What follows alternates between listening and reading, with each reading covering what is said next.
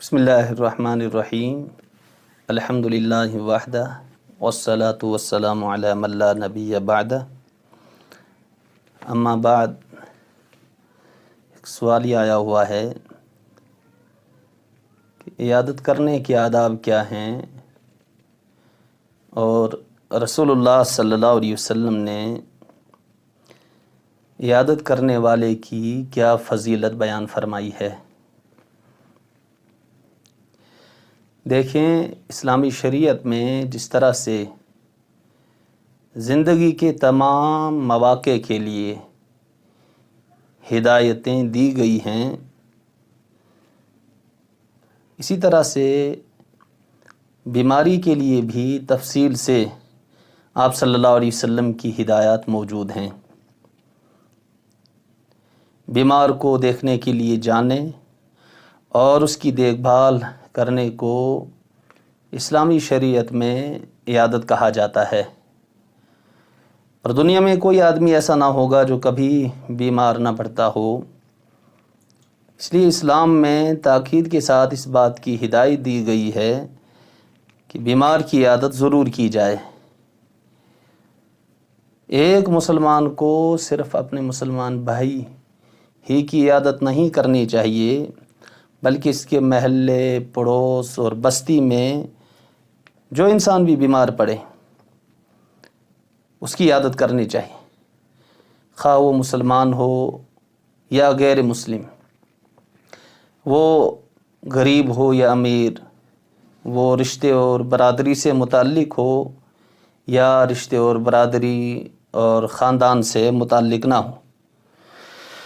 خود رسول اللہ صلی اللہ تعالیٰ علیہ وسلم سے یہ چیز ثابت ہے کہ آپ صلی اللہ علیہ وسلم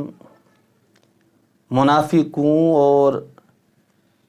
یہودیوں کی عیادت کے لیے تشریف لے جایا کرتے تھے، حالانکہ یہ لوگ آپ صلی اللہ علیہ وسلم کے پکے دشمن تھے۔ البتہ ایک مسلمان کے لیے دوسرے مسلمان کی عیادت کرنا بہرحال بہت ضروری ہے۔ آپ صلی اللہ علیہ وسلم نے مسلمان کے دوسرے مسلمان پر 6 حقوق بیان فرمائے ہیں۔ ان 6 حقوق میں سے ایک حق یہ بیان فرمایا کہ جب وہ بیمار پڑے تو اس کی عیادت کی جائے۔ بلکہ ایک صحابی حضرت براء بن عازب رضی اللہ تعالیٰ عنہ روایت کرتے ہیں، فرماتے ہیں کہ رسول اللہ صلی اللہ علیہ وسلم نے ہمیں مریضوں کی عیادت کرنے کا حکم فرمایا۔ عیادت کرنے والے کے حوالے سے آپ صلی اللہ علیہ وسلم نے بے شمار فضائل بیان فرمائے۔ حضرت علی رضی اللہ تعالیٰ عنہ فرماتے ہیں کہ میں نے رسول اللہ صلی اللہ علیہ وسلم کو فرماتے ہوئے سنا کہ جو مسلمان کسی دوسرے مسلمان کی صبح کو عیادت کرتا ہے تو شام تک 70,000 فرشتے اس کے لیے دعا کرتے ہیں، اور جو شام کو عیادت کرتا ہے تو صبح تک 70,000 فرشتے اس کے لیے دعا کرتے ہیں، اور عیادت کرنے والے کو جنت میں ایک باغ مل جاتا ہے۔ حضرت عمر بن خطاب رضی اللہ تعالیٰ عنہ فرماتے ہیں کہ مجھ سے میرے حبیب محمد الرسول اللہ صلی اللہ علیہ وسلم نے ارشاد فرمایا کہ جب تم کسی بیمار کے پاس جاؤ تو اس سے کہو کہ وہ تمہارے لیے دعا کرے،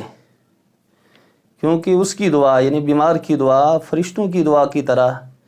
قبول ہوتی ہے۔ جس طرح سے اللہ تعالیٰ فرشتوں کی دعا قبول فرماتا ہے، اسی طرح سے اللہ تعالیٰ بیمار کی دعا بیماری کے دوران مانگی جانے والی قبول فرماتا ہے۔ بلکہ حضرت ابن عباس رضی اللہ تعالیٰ عنہ روایت کرتے ہیں کہ رسول اللہ صلی اللہ علیہ وسلم نے ارشاد فرمایا، جب کوئی مسلمان بندہ کسی مریض کی عیادت کرے اور 7 مرتبہ یہ دعا پڑھے، اسأل اللہ العظیم رب العرش العظیم ان یشفیک، کہ میں اللہ عظمت والے سے سوال کرتا ہوں، رب العرش العظیم جو عرش عظیم کا رب ہے، ان یشفیک، کہ وہ تجھے شفا دے، تو ضرور اللہ تعالیٰ اس کو شفا دیں گے۔ ہاں، ساتھ میں فرمایا اگر اس کی موت کا وقت آ گیا ہو تو یہ اور بات ہے۔ حضرت عائشہ صدیقہ رضی اللہ تعالیٰ عنہ تو فرماتی ہیں کہ ہم میں سے جب کوئی بیمار پڑتا تو رسول اللہ صلی اللہ علیہ وسلم اپنا داہنا ہاتھ مریض کے بدن پر پھیرتے اور اس کے لیے یہ دعا فرماتے، اذہب الباس رب الناس واشفی انت الشافی لا شفاء الا شفاؤک شفاء لا یغادر سقما۔ پروردگار عالم اس درد اور تکلیف کو دور فرما اور شفا عطا فرما، اس لیے کہ تو ہی شفا دینے والا ہے، اور شفا بھی ایسی عطا فرما جو کسی بھی بیماری کو باقی نہ رکھے۔ اور کبھی آپ صلی اللہ علیہ وسلم کسی مریض کی عیادت کے دوران یہ دعا فرماتے، لا باس علیک طہور انشاءاللہ، کہ گھبراؤ نہیں، یہ بیماری تم کو گناہوں سے پاک و صاف کر دے گی۔ مریض خود اپنے لیے بھی دعا مانگے، اگر اپنے لیے دعا مانگے گا تو یہ الفاظ استعمال کرے، اللہم اشفینی شفا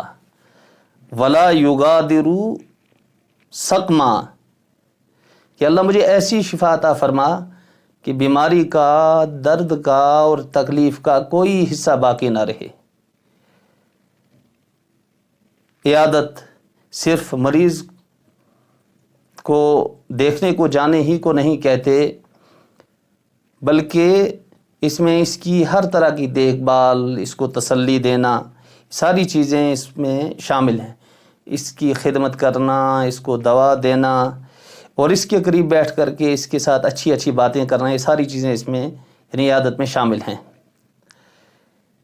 اور کوئی آدمی جب کسی مریض کی عیادت کرنے کے لیے جائے تو اس کے قریب بیٹھے، اس کے سر پر اپنا ہاتھ رکھے،